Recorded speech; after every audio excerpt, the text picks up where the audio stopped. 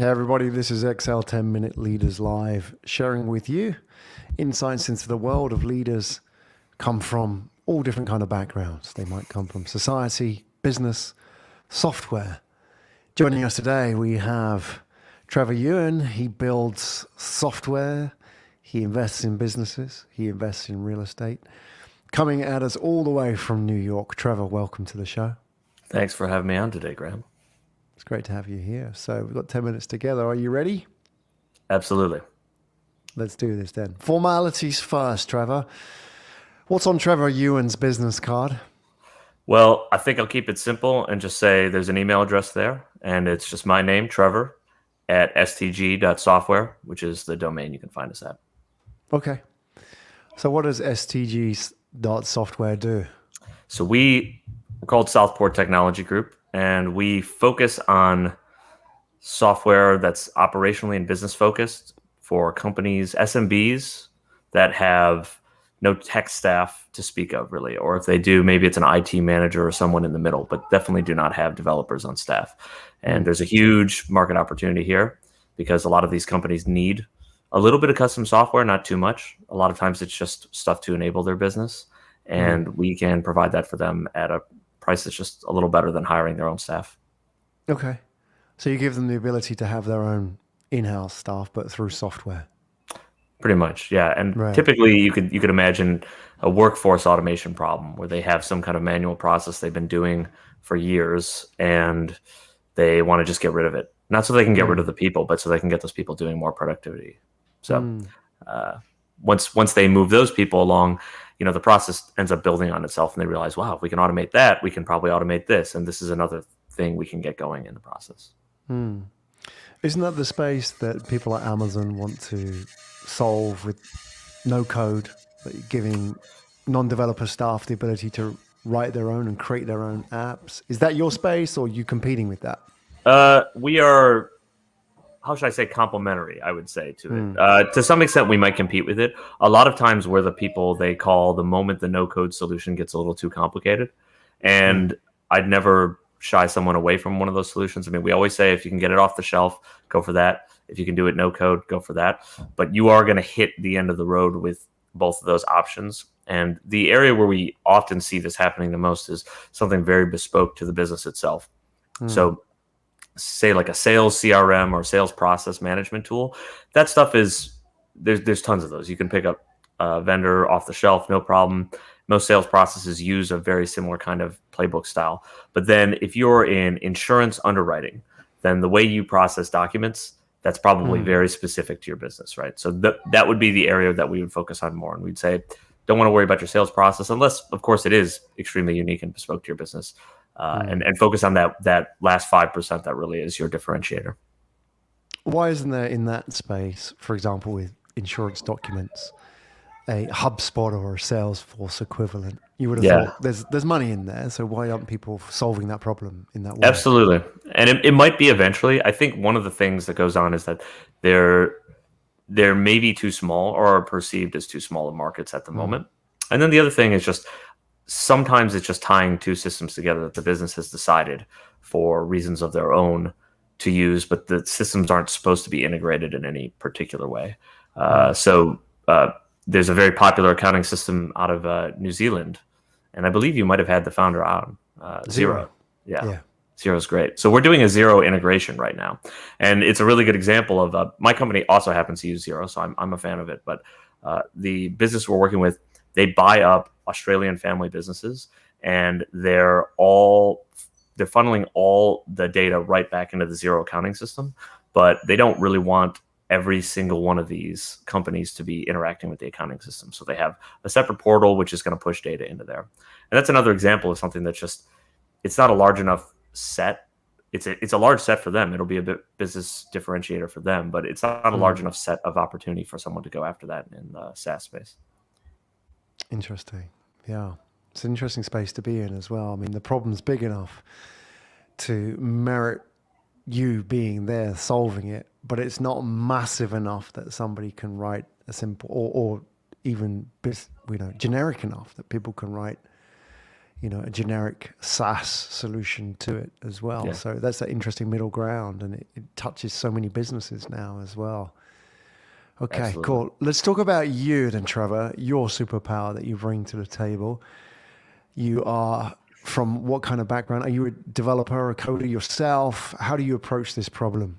Absolutely. Yeah. So I'm a developer and engineer. Been doing that for pretty much my entire career. I think I ended up more on the business acumen side. So I was often the person in the middle who would have to deal with stakeholders as well as write code and ship software. Still a big believer in that, but I'm not exactly like a heads down AI researcher or someone who's just going to be doing the really really complicated stuff.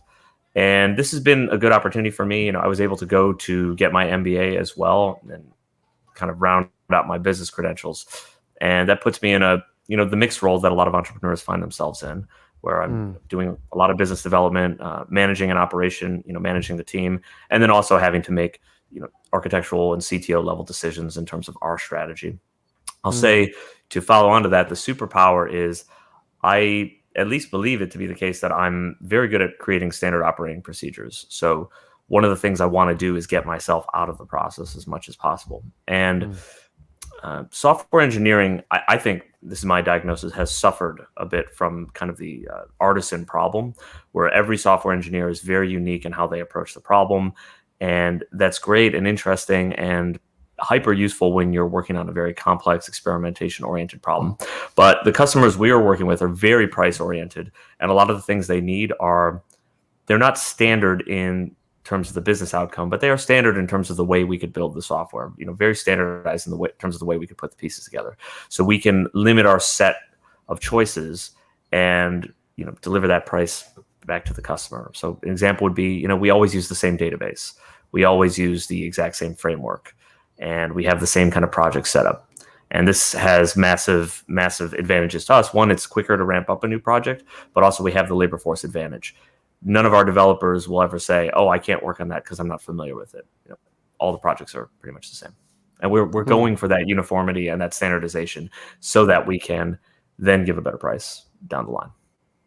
Okay, let's take that superpower then, Trevor, and let's condense it down into 2 minutes if you can.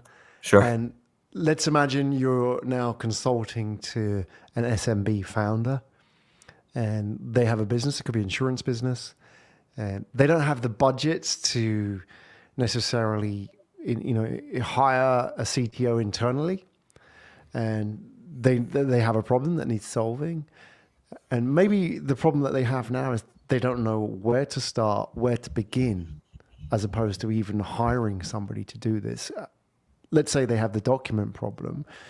What are the sort of preparatory works and steps that they need to take before they even engage somebody like you, and to be educated and informed about the decisions that they need to make? So in 2 minutes, what could you teach them about the very typical and common problems that SMB owners have about IT and software? So I would want to start by looking at, this is the owner operator or the person running the operation. I'd want to say, let's just start with a small list. Let's start with 3 processes that you're doing on a day-to-day basis. You think that they could be better automated. You're not quite sure. Some of them may just jump from system to system. Some of them might actually be things that are completely manual, completely analog. Let's learn about those, and let's do flowcharts, right? So just the box and arrow style flowcharts, really simple decision trees to say what happens here, where are people involved, where are you involved? And what I'd want to do is just start looking at those and say, okay, this whole section of the flowchart, there's a white label solution for that, right? And you need to integrate something like this. So go off and do your homework, or you can have your IT director go deal with that. That's not something that we're going to do for them, because we would just be adding cost to it for no apparent reason. And then we would eventually find, in my experience, it's usually anywhere from 5 to 20% of the flowchart where you have these unique, bespoke business issues. And then at that point, we're starting to say, okay, this process now we can say it's grabbing this information from Salesforce. It needs to get it in a Dropbox over here. And there's a chasm in between because there's some kind of manual workflow that there's really no product for. And at that point, we come in and develop the engagement around that and really try and start out with something small, because we want to show them results quickly, and it's just easier, frankly, for us to estimate out a smaller contract and say, let's solve all these problems at once. And one of the things we've noticed is as you start working on it, the problem grows and morphs. Their workflows change as they go too. They realize actually, getting the documents for signature, paper signature wasn't really as important as we thought. What we want to do is integrate an e-sign platform. Okay, now we talk about that. And so they tend to grow on their own, and very much, through the motivation of the customer. It's not us coming and saying, buy this, buy this, buy this. Now it's more them saying, wow, if we could do this, couldn't we do this? Yeah. That's a good way to approach it as well. Even SMB owner operators, they don't really know fully the problem. They may come to you and say, this is the problem. Right. And then you could go off in that direction, building a solution. And yet maybe actually that's not what they needed. Maybe if we built something small, now that I look at it like this and I've had time to think about this, actually the problem's more like that. And therefore, it's a much more iterative process, isn't it, in trying to solve that problem, as opposed to the typical sort of waterfall method in corporate IT development, isn't it? I mean, IT within these small businesses, people don't really know the problem fully, and you only really discover it when you start moving on it and when you start actually developing it as well, right? So absolutely, and they often. Sorry about that. They often get to a point where they'll say, wow, this solution is good enough. Or, and this is the alternative that happens a lot too.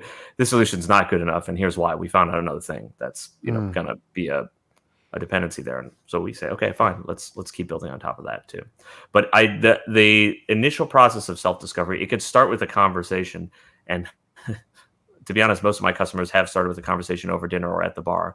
And usually the conversation is something along the lines of, I'm just spending a lot of time doing X, right? I'm spending a lot of effort on X, right? And so we then have to dig into that and say, what does that mean when you say spending time?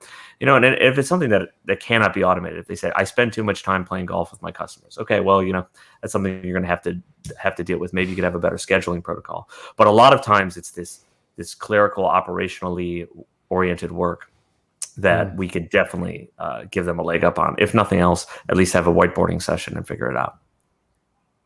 There you go, everybody. Trevor Ewen. Trevor, where do we find out more about you? You could check, you can actually, trevorewen.com is the best, probably. It's got my link tree, which has everything I'm up to right now. Big focus day-to-day is Southport Technology Group. So you can check that out, stg.software.